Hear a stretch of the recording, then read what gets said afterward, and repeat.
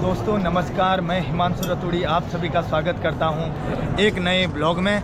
और जैसे कि आपको पता ही होगा कि मैं आया हुआ हूं प्रयागराज में, और प्रयागराज में आजकल चल रहा है कुंभ मेला। तो आज मैं जानकारी देने वाला हूं कुंभ पर्व क्या है और ये 12 साल में क्यों मनाया जाता है, इसके पीछे का रहस्य क्या है। तो सबसे पहले आपको बताना चाहूँगा कि कुंभ, इसका अर्थ क्या होता है। तो आपको पता ही होगा कि जो है कुंभ का अर्थ होता है घड़ा, सामान्य भाषा में घड़ा होता है।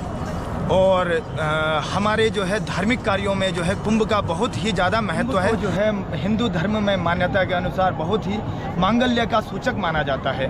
और कुंभ में जो है सारे तीर्थों का निवास माना जाता है। और जो है एक श्लोक आता है कि पास पाणे नमस्तुभ्यम पद्मिनी जीवनायका यावत कर्म समाप्यता तावत तुम स्वस्थिरो भवा। यानी कि पास पाणे, पास जिनके हाथ में है, नमस्तुभ्यम उनको प्रणाम है, क्योंकि जो है माना जाता है कि जल के जो देवता हैं उनके हाथ में जो है पास रहता है। और जो है यावत कर्म समाप्यता तावत तुम स्वस्थिरो भवा, कि जब तक ये कर्म समाप्त ना हो जाए तब तक आप जो है यहीं पर स्थिर रहो। इसका मतलब है कि एक जो है प्रत्यक्ष रूप के रूप माना जाता है। अब बात आती है कि जो है कुंभ पर्व जो है 12 साल में क्यों मनाया जाता है और 4 जगहों पे क्यों मनाया जाता है। तो इसके पीछे एक कथा है जो स्कंद पुराण में एक कथा आती है कि जब देव और दानवों का युद्ध चल रहा था, तो उस समय दानवों के गुरु शुक्राचार्य जी ने महामृत्युंजय सिद्धि कर ली थी। और वो जो है देवता और दानवों का युद्ध हो रहा था। उस समय वो अपनी मृत संजीवनी विद्या से जो है जो भी दानव मर रहे थे उनको जीवित कर दे रहे थे। तो ऐसे में जो है संतुलन बिगड़ गया, देवता जो है हारने लगे। तो देवता जब हारने लगे तो भगवान विष्णु ने सोचा कुछ उपाय किया जाए। तो उन्होंने जो है देव और दानव को एक साथ बुलाया और बोला कि ऐसा करते हैं, अमृत बनाते हैं और उस अमृत को आप भी पी लो, ब्राह्मण देवता भी पी लेंगे, दानव भी पी लेंगे, सब जो है अमर हो जाएंगे। तो उसके लिए क्या किया जाए, कैसा होगा ये। तो भगवान विष्णु ने बोला कि जो है उसका मंथन करा जाएगा। तो सागर में जो है मंथन किया गया और जो है मंदराचल जो पर्वत है उसको जो है मथनी बनाई गई और वासुकी नाग को जो है रस्सी बनाई गई।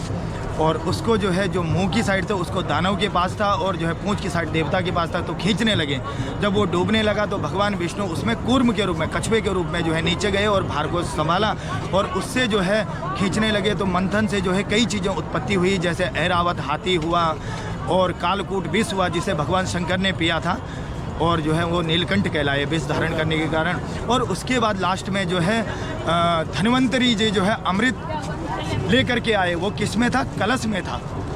तो जो है जब वो लेके आए तो जो है इंद्र का पुत्र जयंत जो है भागने लगे। तो उसके बाद क्या हुआ कि दानव उसके पीछे पड़ गए। दानव पीछे पड़ गए तो छीना झपटी हुई। तो ऐसे करके क्या हुआ कि अमृत कलश नीचे गिरा। अमृत कलश नीचे गिरा तो वो कलश जो है उसमें से अमृत की 4 बूंदें 4 जगहों पर गिरी। जैसे जो है उसमें 4 बूंदें जहाँ जहाँ गिरी है वहीं पर जो है कुंभ पर्व मनाया जाता है। तो वो 4 जगहें कौन कौन सी है तो बता देता हूँ आपको। प्रयागराज तीर्थ, हरिद्वार, नासिक और उज्जैन, इन 4 जगहों पर वो अमृत गिरा था। अब बोलते हैं भैया कि जो है भैया कुंभ में जो है क्या है ये कुंभ का योग। तो इसमें क्या हुआ, जब जो है छीना झपटी हो रही थी तो उस समय बृहस्पति जी ने जो है उस कुंभ को जो है दानवों ना अपहरण करे, दानव ना चुरा ले, उसको बचाए रखा। तो बृहस्पति जी हो गए एक। दूसरा जो है जब वो कलश गिरा तो उसको जो है सूर्य भगवान और चंद्रमा जी ने जो है टूटने से बचाया। सूर्य और चंद्र ये तीनों ग्रह जब ऐसे योग बनाते हैं तो जो है कुंभ पर्व मनाया जाता है। अब बोलते हैं कुंभ 12 साल में ही क्यों आता है। तो भैया ये युद्ध चला था 12 दिन तक, देव और दानव का 12 दिन तक चला था। तो 12 दिन जो है हमारा जो है 1 वर्ष देवताओं का 1 दिन होता है। तो 12 दिन चलो तो 12 वर्ष, तो 12 वर्ष। तो क्या ये 12 साल बाद ही आता है? नहीं, बृहस्पति जो है एक राशि पे 361 दिन तक रहता है। तो इस चक्कर से क्या हो जाता है कि ऐसे हर साल जो है 4-5 दिन जो है बढ़ते रहते हैं हर साल। तो ऐसे करके 8वां या 9वां कुंभ जो 100 साल बाद जो है जो कुंभ आएगा वो होगा 11 साल में। और ये जो है माना जा रहा है कि प्रयागराज तीर्थ में पूर्ण महाकुंभ है। इसका अर्थ क्या है तो पूर्ण महाकुंभ का अर्थ है जब 12 साल में एक कुंभ आता है, ऐसे ऐसे करके जो है 12 कुंभ आ जाते हैं। जब ये 12 कुंभ की एक साइकिल होती है तो ये बनता है 144 साल बाद ये जो है योग होता है। ये है पूर्ण महाकुंभ योग, इसलिए इसको पूर्ण महाकुंभ योग माना जा रहा है। और इसलिए जो है इसी को ये आ रहा है, कई लोग भ्रमित हो रहे हैं कि यार क्या है ये, तो यही इसका असली अर्थ है। अब आपको बताना चाहूँगा कि यार कुंभ स्नान का क्या फल होता है। तो अश्वमेध सहस्त्राणि वाजपेय शतानि च लक्षम प्रदक्षिणा भूमे कुंभ स्नानेन तत्फलम।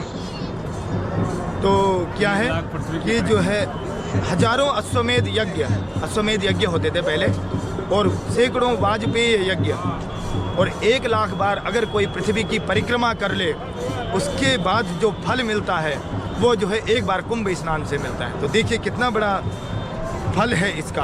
और ये तक माना जाता है कि जो है कुंभ स्नान जो करता है देवता भी उसको जो है प्रणाम करते हैं, तो ऐसा माना गया है। अब आता है कि इसका वैज्ञानिक तथ्य क्या है। तो यार ये बताना चाहूँगा, वैज्ञानिक तथ्य ये है कि जो है हमारे शरीर में 70% जल है, और इस पृथ्वी पर भी जो है 70% जल है। तो ये ग्रह कुछ अक्षांश में मिल करके ऐसा योग बनाते हैं, जो बृहस्पति ग्रह हो गया, जुपिटर हो गया, हमारा चंद्रमा हो गया, मून हो गया, और सूर्य सन हो गया, ये चीज़ें जब एक अक्षांश कैसे अक्षांश पे आते हैं कि ऐसा योग बनाते हैं कि जिससे जो है नदियों पर जो है इसका विशेष प्रभाव होता है। तो ऐसा प्रभाव जो है जब ये योग बनता है तो ये नदियाँ जो हैं जीवनदायिनी हो जाती है।